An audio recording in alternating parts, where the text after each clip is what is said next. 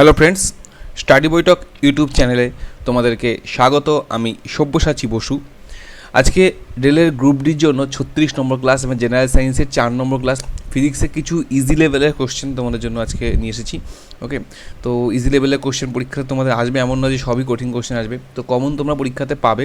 এইসব ভিডিওগুলো তোমরা যদি সব দেখতে থাকো তো অবশ্যই ভিডিওটা শেষ পর্যন্ত দেখো এবং জিকেগুলো অবশ্যই তোমরা নোট করে নিতে পারো খাতাতে। ওকে, তো চলো আজকে ক্লাস শুরু করছি। পরপর 3টে ক্লাস তোমাদের এখনও ফিজিক্স, বায়োলজি এবং কেমিস্ট্রির ওপরে হবে, ঠিক আছে? তো পরপর 3টে ক্লাস দেখতে থাকো, তারপরে আবার ম্যাথ এবং রিজনিংয়ে ফিরে আসবো।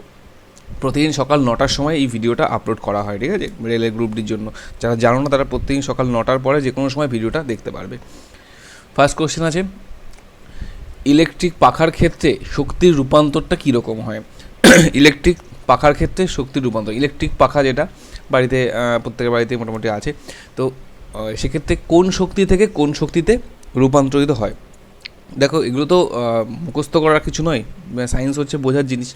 তো সিম্পলি এটাকে বলে দিই, প্রথমত বৈদ্যুতিক শক্তি থেকেই শুরু হবে, কেন কি ইলেকট্রিক পাখাতে প্রথমত বৈদ্যুতিক শক্তিই দেওয়া হয়, তাই তো?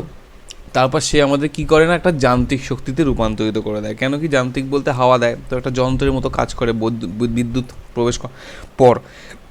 তো অপশন এ হচ্ছে এখানে সঠিক উত্তর।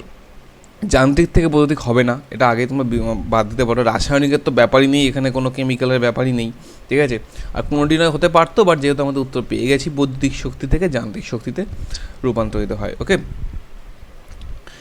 চলো, বা যান্ত্রিক শক্তি থেকে বৈদ্যুতিক শক্তি যেমন ডায়নামোর ক্ষেত্রে হয়, ঠিক আছে? একটা যন্ত্র, সেখান থেকে বিদ্যুৎ উৎপন্ন করা হয়। তো এইভাবে তোমরা মাথায় রাখতে পারো, মুখস্থ করার কিছু নেই। অনেকেই এটা মুখস্থ করা যায়, মুখস্থ করে রেখে যায়। মুখস্থ করার কিছু নেই, বুঝতে হবে কোনটা বৈদ্যুতিক, কোনটা যান্ত্রিক, কোনটা রাসায়নিক।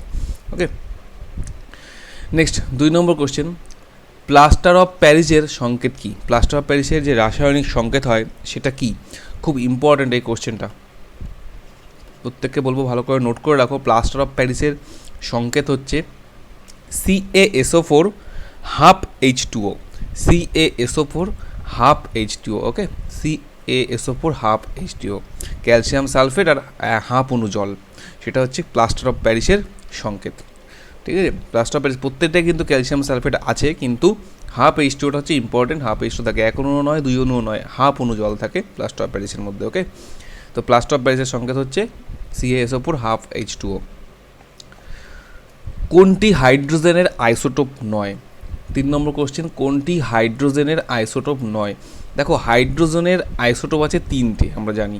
এক হচ্ছে প্রোটিয়াম, ডয়টেরিয়াম আর হচ্ছে ট্রাইটিয়াম। তো এর মধ্যে অপশন ডি ইট্রিয়াম, এটা কিন্তু হাইড্রোজেনের আইসোটোপ নয়। 1H1, ওকে, ডয়টেরিয়াম 1H2 আর ট্রাইটিয়াম হচ্ছে 1H3।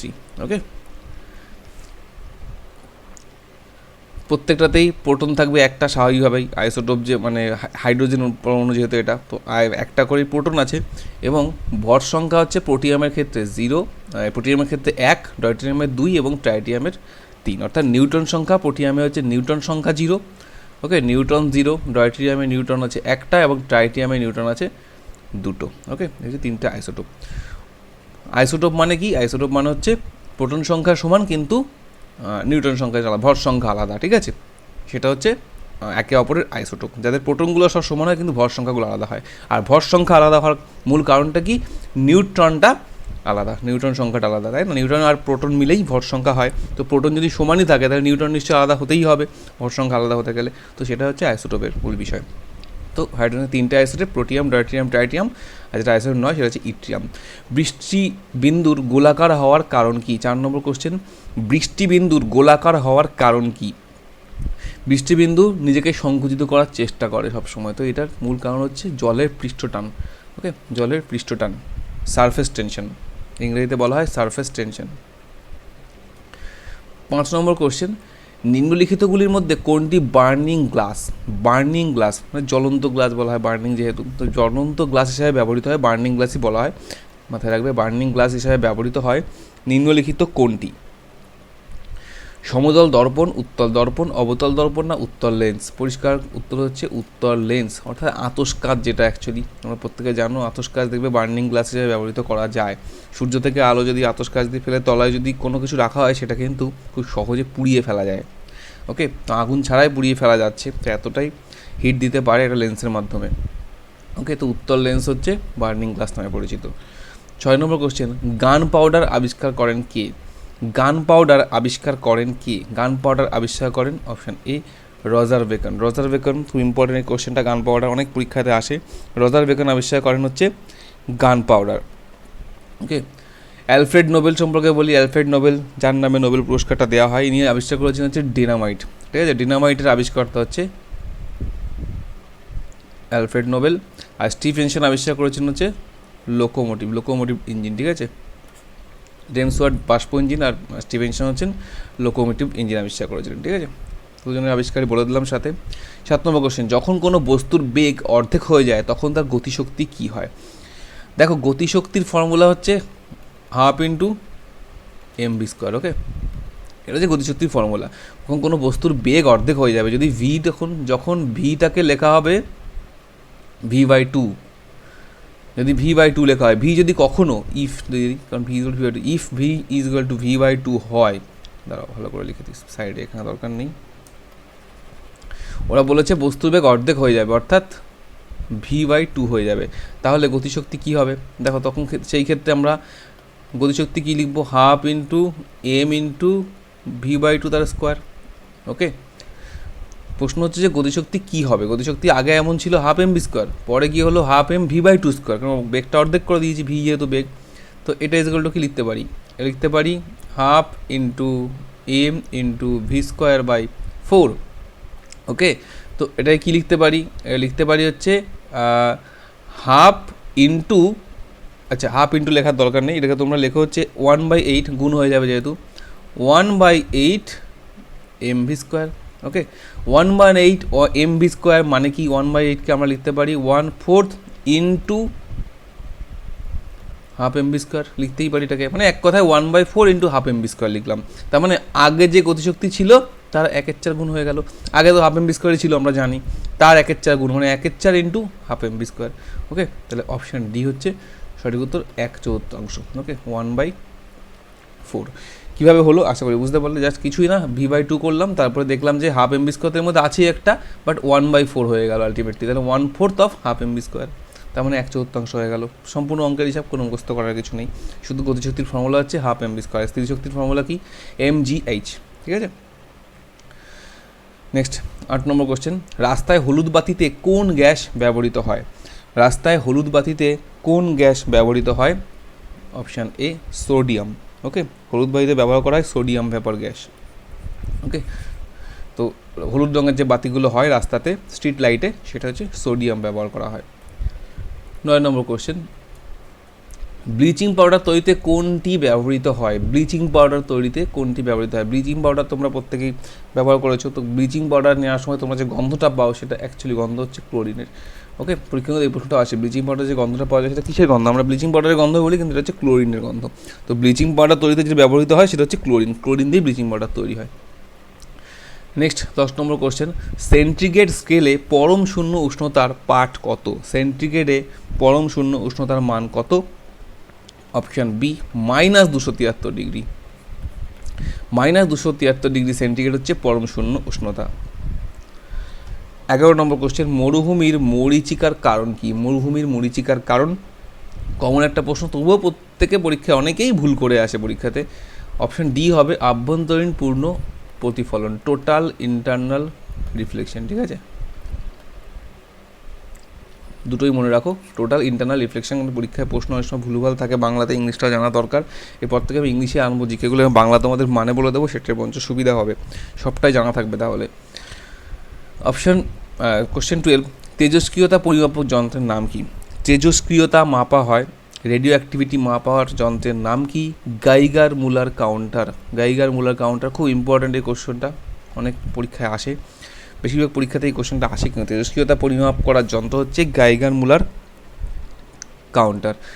আচ্ছা, তারপরে এবার অপশান বিতে একটা আছে, ধরো টেকোমিটার। টেকোমিটার দিয়ে কি করা হয়? রোটেশন স্পিড মাপা হয়, ঘূর্ণন গতি, রোটেশন স্পিড মাপা হয় টেকোমিটার দিয়ে। রেডিওমিটার দিয়ে কী হয়? কোনো রেডিয়েন্ট এনার্জির ইন্টেন্সিটি মাপা হয়, ইন্টেন্সিটি অফ রেডিয়েন্ট এনার্জি।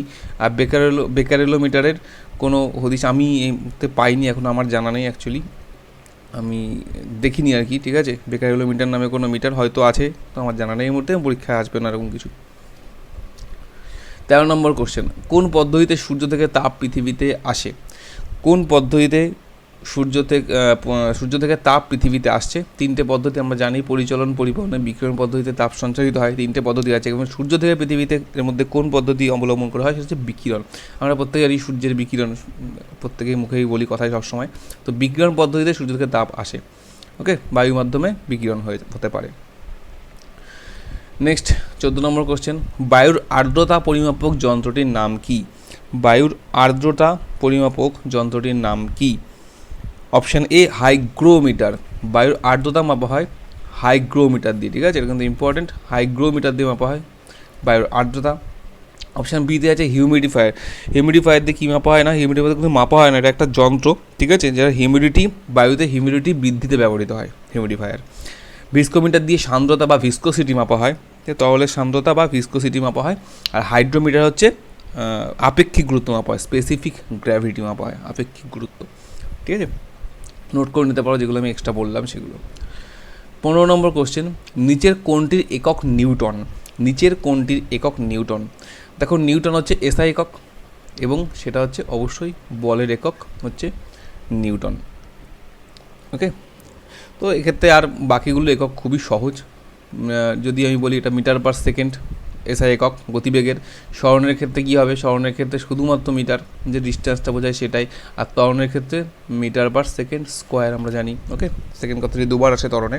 গতিবেগের বৃদ্ধি, প্রতি সেকেন্ডে গতিবেগের বৃদ্ধি, এটা সেটা। আর বলের একক হচ্ছে Newton.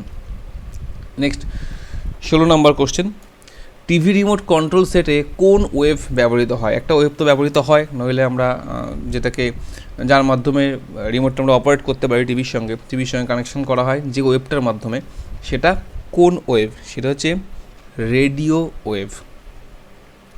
Option D, radio wave use করা হয় টিভি রিমোট কন্ট্রোল সেটে, ওকে। নেক্সট 17 নম্বর কোশ্চেন, পারদ ছাড়া অন্য একটি তরল ধাতু। দেখো, আমরা প্রত্যেকে ছোটোবেলা থেকে শিখেছি তরল ধাতুর নাম কি? পারদ। এবং একমাত্র তরল ধাতু পারদ, এটা কিন্তু কখনোই শেখানো হয়নি। একমাত্র নয় পারদ, কিন্তু একটি তরল ধাতু আমরা কমনলি হচ্ছে পারদ, ঠিক আছে, এটা তরল ধাতু। কিন্তু পারদ ছাড়া আর একটা ধাতু কী হবে? পারদ ছাড়া আরেকটা ধাতু তোমরা বলো। এটা হচ্ছে অপশান ডি, গ্যালিয়াম। পারদ ছাড়া আরেকটি তরল ধাতু হচ্ছে গ্যালিয়াম। এবং এর সঙ্গে তোমাদের বলে দিই, গ্যালিয়াম ছাড়াও আরও তরল ধাতু আছে। সেটা কি? একটা হচ্ছে ফ্রান্সিয়াম, ঠিক আছে, একটা হচ্ছে ফ্রান্সিয়াম, সিজিয়াম, আর হচ্ছে রুবিডিয়াম, ঠিক আছে। ফ্রান্সিয়াম, সিজিয়াম, রুবিডিয়াম এগুলো সবই কিন্তু তরল ধাতু। পারদ ছাড়া গ্যালিয়াম, ফ্রান্সিয়াম, সিজিয়াম, রুবিডিয়াম, ঠিক আছে। অপশানে কিন্তু গ্যালিয়াম না থাকে, এগুলোও থাকতে পারে, তো এগুলো মাথায় রাখো, বাংলায় লিখে রাখো তোমরা, পরিষ্কার নিয়ে দেখেছে। নেক্সট 18 নম্বর কোশ্চেন, কোন স্থানে কোনো বস্তুর ওজন সর্বাধিক হয়? দেখো, যেখানে তোমাদের যেটা বলি যে অভিকর্ষ ত্বরণ যেখানে সবচেয়ে বেশি, সেখানেই ওজন সর্বাধিক হবে, ঠিক আছে। তো এবার আমরা যদি চলে আসি পৃথিবী থেকে অসীম দূরত্বে, এটার উত্তরটার কোনো মানে নেই, পৃথিবী থেকে অসীম দূরত্ব, ঠিক আছে। তো পৃথিবী পৃষ্ঠে, অপশান বি হচ্ছে পৃথিবী পৃষ্ঠ, যেখানেই অভিকর্ষ ত্বরণ সর্বাধিক। কারণ পৃথিবী পৃষ্ঠ থেকে, এটা যদি পৃথিবী পৃষ্ঠ হয়, ধরো এটা পৃথিবীর কেন্দ্র, এটা আমাদের পৃথিবী পৃষ্ঠ, ঠিক আছে। এখান থেকে এদিকে কেন্দ্র চলে আসলো, ধরো নিচের দিকে চলে যাচ্ছে, এটা আমাদের পৃথিবী পৃষ্ঠ, এখানে আমরা থাকি, এটা হচ্ছে কেন্দ্র। পৃথিবী পৃষ্ঠ থেকে যত উপর দিকে যাবে তত অভিকর্ষ ত্বরণ মাইনাস হয়, যত নিচের দিকে যাবে তত অভিকর্ষ ত্বরণ মাইনাস হয়, কেন্দ্রে গিয়ে 0 হয়। একমাত্র পৃথিবী পৃষ্ঠেই হচ্ছে ম্যাক্সিমাম, ওকে। তো এটা মনে রাখবে, কোন স্থানে কোনো বস্তু ওজন সর্বাধিক হয়, অভিকর্ষ ত্বরণ পৃথিবী পৃষ্ঠে সর্বাধিক হয়। আর ওজনের ফর্মুলা কি আমরা জানি, এমজি, W=mg, ওয়েট হচ্ছে ভর ইন্টু অভিকর্ষ ত্বরণ। তো ভর তো ফিক্সড, কোনো চেঞ্জ হবে না, তাহলে একমাত্র জি চেঞ্জ হলেই, অভিকর্ষ ত্বরণটা চেঞ্জ হবে। যত জি বাড়বে তত বেশি ওয়েট বাড়বে, যত জি কমবে তত ওয়েট কমবে, কারণ জি গুণ অবস্থায় আছে, ঠিক আছে, পরিষ্কার অঙ্কের হিসাব। তো এটা হচ্ছে ব্যাপার। পৃথিবীর কেন্দ্রে কিন্তু 0, এটা মনে রাখবে, পৃথিবীর কেন্দ্রে কোনো বস্তু 0, কারণ কি জি পৃথিবীর কেন্দ্রে 0, তাহলে W= এখানেই 0 হয়ে যাবে, ওকে। 19 নম্বর কোশ্চেন, আলোর কোন ধর্মের জন্য আকাশের রং নীল হয়? খুব কমন প্রশ্ন। প্রতিফলন, প্রতিসরণ, বিচ্ছুরণ, কোনো কিছুই নয়, ওকে। অপশান সি, বিক্ষেপণের জন্য আকাশের রং নীল দেখায় আলোর। 20 নম্বর কোশ্চেন, কোনো মোটর গাড়ির গতিবেগ 4 গুণ বাড়িয়ে দিলে গাড়িটির গতিশক্তি কত গুণ বৃদ্ধি পাবে? দেখো সেই গতিশক্তি আবার হাফ mv স্কোয়ার। তো বলেছে 4 গুণ বাড়িয়ে দিয়েছে গতিবেগ, তার মানে গতিবেগটা কত হয়েছে 4v হয়ে গেছে। আগে ভি ছিল, পরে 4v হলো। তাহলে গতিশক্তি কী হবে? Half into M into 4v তার স্কোয়ার হবে। ভির জায়গায় 4v বসাবো। এখান থেকে আমরা কী লিখতে পারি? এখানে 4 করলে স্কোয়ার করলে চাইছি 16, তাই তো? তার মানে তোমরা এটা করতে পারো half into M into 16v square. তার মানে এটাকে 16কে আগে লিখে আমরা এরকম লিখতেই পারি হাফ mv স্কোয়ার। 16টাকে লিখে দিলাম। তার মানে আগে হাফ mv স্কোয়ার তো ছিল, আমরা জানি। তাহলে হাফ mv স্কোয়ারের কত গুণ হলো? আগের বার কোশ্চেন করেছে আমরা ভাগ করা হয়েছিল গতিবেগটা 1/4 গুণ হয়ে গেছিলো, ঠিক আছে? আর এখানে 4 গুণ বাড়িয়ে দিয়েছে, মানে অপশান হলো হচ্ছে 16 গুণ। ওকে, 16 গুণ বৃদ্ধি পেয়ে গেল। তো পরিষ্কার হিসাব, এত অঙ্ক করে তোমাদের বোঝালাম। তাই গতিশক্তি অঙ্ক আসলে যে গতিবেগ কমানোর কথা বলা হয়, যদি 4 গুণ বাড়ালে তার স্কোয়ার গুণ বেড়ে যাবে, ঠিক আছে? এটা হচ্ছে মূল হিসাব, আর কিছু না। চলো, আর যদি কমে যায় তাহলে তার স্কোয়ার গুণ কমে যায়, ব্যাস এই তো ব্যাপার। আগেরবারও তাই হলো, হাফ করে দেওয়া হয়েছিল, মানে অর্ধেক করে দেওয়া হয়েছিল, তার স্কোয়ার গুণ মানে 1/4 গুণ কমে গিয়েছিল প্রথম কোশ্চেনটা যেটা ছিল প্রথমের দিকে, ঠিক আছে? এই যে ব্যাপার, স্কোয়ার তো আলটিমেটলি হবেই, এবং কিন্তু বেড়ে গেলে বাড়ে, কমলে কমে, যেহেতু সমানুপাতিক সম্পর্ক। ওকে, তো এই ধরনের কোশ্চেন তোমাদের পরীক্ষাতে আসবে। আমি তোমাদের জন্য চেষ্টা করলাম যতটা সম্ভব মোটামুটি ইজি লেভেলেরই কোশ্চেন এগুলো সব। এবার হার্ড লেভেলের কোশ্চেনও আসবে। বায়োলজি এবং কেমিস্ট্রির জন্য তোমরা রেডি থাকো। আমাদের আরেকটা চ্যানেল টই ব্লগস তোমরা ফলো করতে পারো, যারা স্টাডি বইটাকে ফলো করো। এন্টারটেনমেন্টের জন্য ব্লগ চ্যানেলটা ফলো করতে পারো আমাদের। নতুন কেউ থাকলে আমাদের চ্যানেলটা অবশ্যই সাবস্ক্রাইব করবে। রেলের পরীক্ষার জন্য এরপরে কলকাতা পুলিশের কিন্তু প্রিপারেশান শুরু হবে। ওকে, তো প্রত্যেককে বলবো স্টাডি বইটাকে একটু শেয়ার করবে, এবং প্রত্যেকে অবশ্যই কমেন্ট করে জানাবে তোমাদের কেমন ভিডিও পছন্দ। ওকে, থ্যাংক ইউ।